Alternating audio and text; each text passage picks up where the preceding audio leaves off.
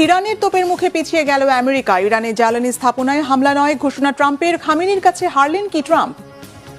Hormuz প্রণালীতে একচ্ছত্র রাজত্ব ইরানের, তাদের ইশারা ছাড়া পার হচ্ছে না কোনো জাহাজ। বিশ্ব তেলের বাজারের নিয়ন্ত্রণে কি ইরান? ইরানের হামলার মুখে লন্ডভন্ড ইসরায়েলের অহংকারের প্রতীক আকাশ প্রতিরক্ষা ব্যবস্থা, হুমকিতে কি ইসরায়েলের অস্তিত্ব?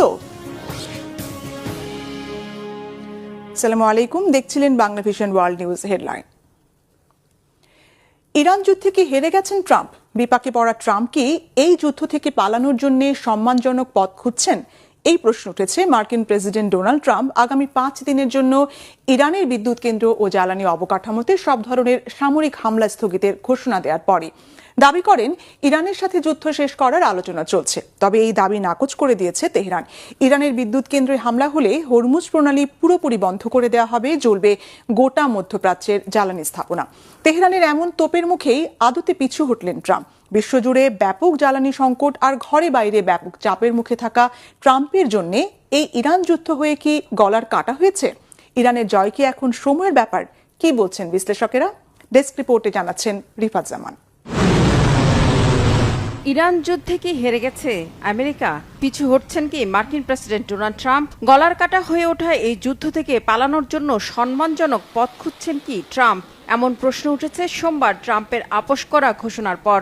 নিজের সামাজিক যোগাযোগ মাধ্যম ট্রুথ সোশ্যালে তিনি জানান, আগামী 5 দিনের জন্য ইরানের বিদ্যুৎ কেন্দ্র ও জ্বালানি অবকাঠামোতে সব ধরনের সামরিক হামলা স্থগিত থাকবে। সেই সাথে তিনি দাবি করেন ইরানের সাথে যুদ্ধ ও শত্রুতা পুরোপুরি শেষ করার বিষয়ে ফলপ্রসূ আলোচনা চলছে।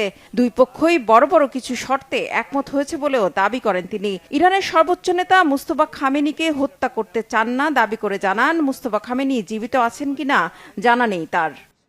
So the discussions took place yesterday. They went into yesterday evening. They want very much to make a deal. We'd like to make a deal too. We're going to get together today by probably phone because it's very hard to. তবে ট্রাম্পের আলোচনার দাবি নাকচ করে দিয়েছে ইরানের পররাষ্ট্র মন্ত্রণালয়। এক বিবৃতিতে তারা জানিয়েছে, প্রত্যক্ষ বা পরোক্ষ কোনোভাবেই ওয়াশিংটনের সাথে তেহরানের আলোচনা হয়নি, বরং ইরানের করা হুমকির মুখে পিছু উঠেছে ট্রাম্প। ইরানের বিদ্যুৎ কেন্দ্রে হামলা হলে হরমুজ প্রণালী পুরোপুরি বন্ধ করে দেওয়া হবে, জ্বলবে গোটা মধ্যপ্রাচ্যের জ্বালানি স্থাপনা, অন্ধকারে তলিয়ে যাবে গোটা মধ্যপ্রাচ্য। মূলত তেহরানের এমন তোপের মুখে সুর নরম করে আপোষের কথা বলছেন মার্কিন প্রেসিডেন্ট। এর আগে সব জাহাজ চলাচলের জন্য হরমুজ প্রণালী পুরোপুরি উন্মুক্ত করে দিতে তেহরানকে 48 ঘন্টা সময় বেঁধে দিয়েছিলেন প্রেসিডেন্ট ট্রাম্প। হুমকি দিয়েছিলেন বেঁধে দেওয়া সময়ের মধ্যে খুলে না দিলে